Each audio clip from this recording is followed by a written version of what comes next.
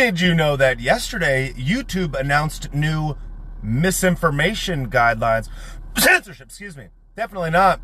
Specifically related to medical misinformation. As stated on their official blog yesterday, their removal of harmful misinformation will come down to 3 categories: prevention, treatment, and denial. Now, even though people will say things like, yeah, you shouldn't be able to say that putting salt in your eye cures some disease, the road to hell is paved with good intentions. And specifically on the topic of cancer, for example, their official blog and statement states that they'll be getting information from quote-unquote reliable sources, like, for example, the Mayo Clinic as it relates to cancer. Well, the Mayo Clinic receives over $100 million in funding from the U.S. federal government, including the NIH, which essentially means that the federal government is dictating to you what medical procedures work, what medical remedies work, and which ones don't work. Obviously, because these companies will be financially tethered to whatever the official narrative is, because if they don't, then they'll lose a lot of money. And if you're low IQ, you will just casually forget all the times that "to science"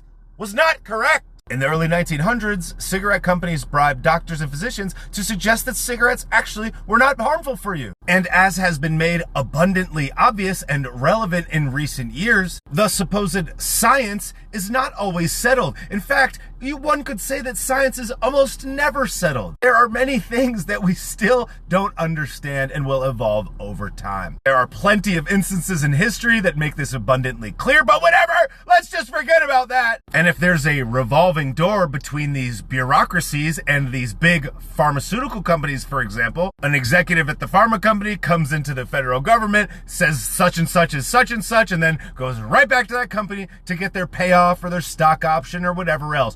People are imperfect, and history has made this really obvious. If you want a perfect example, you could look no further than the food pyramid, for example. Things they've told us work or don't work or are healthy or unhealthy have been outrageously wrong a plethora of times in even just recent history, let alone the extent of human history. And here, this massive distribution platform for information obtained by individuals will now be censored based on a centralized bureaucracy that says what works and what doesn't. And what's the common thread behind all of this? What's the real issue? What's the big problem? The big problem is information that doesn't make as much money won't be able to break through in this location. Now, I certainly respect their intent and what they're saying they're doing, and I certainly hope it doesn't get to that place. You are absolutely fooling yourself if you want to believe that there is not a revolving door between big pharmaceutical companies and thus money and these federal bureaucracies that determine what works and what doesn't. And here's another thing.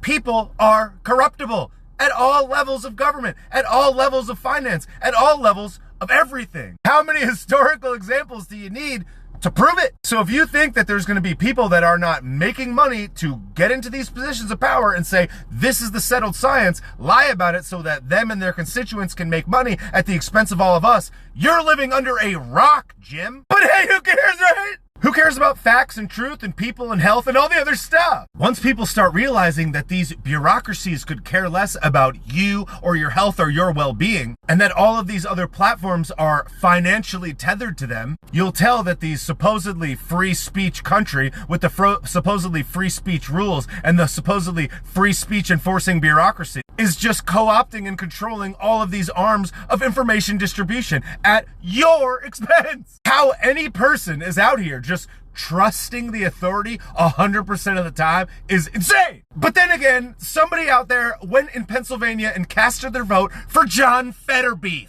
And if that person exists, I believe we'll be getting bamboozled forever.